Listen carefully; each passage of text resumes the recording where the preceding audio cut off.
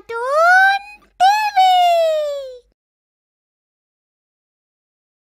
काली गर्भवती बहू की दुर्गा भक्ति।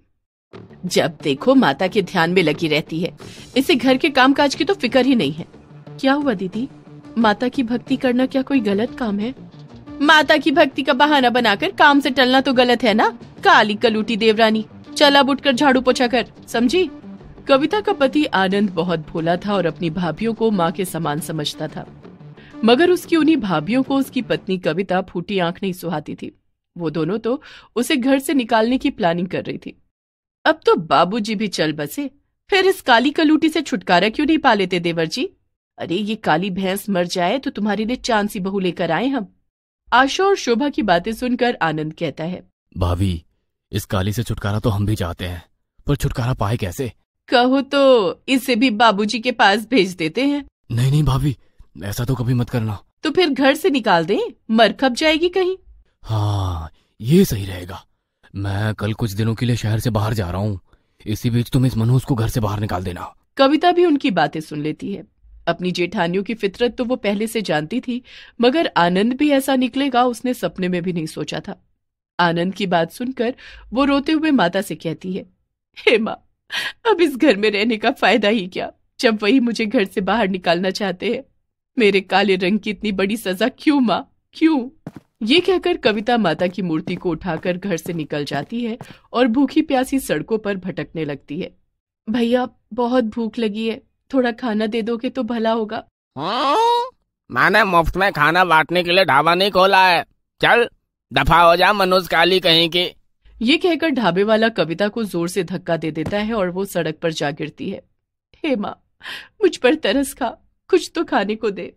ये कहकर कविता एक बेंच पर आकर बैठ जाती है और तभी उसकी नजर एक पागल पर पड़ती है। अब तो शायद मेरी हालत भी इसके जैसी हो जानी है, चलो पेट तो भर ही है। ये कहकर कविता कूड़े के ढेर में खाना ढूंढने लगती है और उसे ब्रेड का एक पैकेट मिल जाता है, मगर उसमें एक ही ब्रेड बचा था। आज इसी से काम चला लेती हूँ, कुछ तो भूख मिटेगी। ये कहकर कविता जैसे ही उसे खाने लगती है, एक भूखा कुत्ता वहां आ जाता है। शायद तुझे मुझसे ज्यादा भूख लगी है, ले खा ले। एक दिन अचानक कविता बेहोश होकर सड़क पर गिर जाती है। तभी एक गाड़ी वाला उसे देख लेता है और उसे अस्पताल ले आता है। देखिए, आपके लिए बड़ी खुशखबरी है, आप माँ बनने वाली हैं। ये सुनकर कविता फपक फपक कर रोने लगती है। हे माँ, तू मेरे साथ ये क्या कर रही है? मुझसे खुद का पेट तो पलता नहीं, फिर बच्चे का पेट मैं कैसे पालूंगी? ये कहते कहते अचानक ही कविता को माता की मूर्ति का ख्याल आ जाता है और वो अस्पताल से भागने लगती है। वो भागते भागते सड़क पर उसी जगह आ जाती है जहां कुछ देर पहले बेहोश होकर गिर गई थी। कहाँ गई मूर्ति, मेरी माता की मूर्ति? ये रही, मिल गई, मेरी माँ की मूर्ति मिल गई।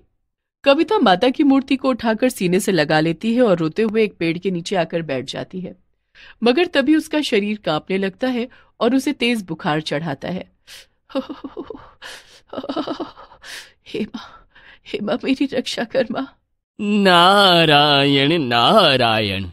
हे माता, बेचारी कविता आपकी सच्ची भक्त है और आप फिर भी उसे कष्ट पर कष्ट दिए जा रही हैं। भला ऐसा क्यों माता? नारद, भक्त की परीक्षा लेना भी जरूरी होता है। भक्त को दुख सहने के बाद ही सुख मिलता है। जैसी आपकी लीला माता, नारायण नारायण। कविता बुखार से कांप रही होती है कि तभी एक बुढ़िया उसके पास एक कंबल लेकर आती है। सर्दी लग रही है बेटी? हाँ माँ जी, बुखार भी बहुत तेज है। तो ले, ये कंबल ओढ़ ले। ये कहकर बुढ़िया उस पर कंबल डाल देती है और फिर उसके पास खाने का पैकेट रखते हुए कहती है, इसमें थोड़ा खाना है बेटी, खा लेना और तू चिंता मत कर, जल्दी ही ठीक हो जाएगी। ये कहकर बुढ़िया एकाएक ऐसे अदृश्य हो जाती है कि कविता को पता भी नहीं चलता। समय बीतता जाता है और कविता माँ का नाम रटते हुए भटकती रहती है। इसी बीच उसकी डिलीवरी का समय निकट आ जाता है। एक दिन अचानक ही उसको दर्द शुरू हो जाता है। आह, मेरे पेट में बहुत दर्द हो रहा है, कोई मेरी मदद करो। हे माँ, मेरी मदद कर माँ।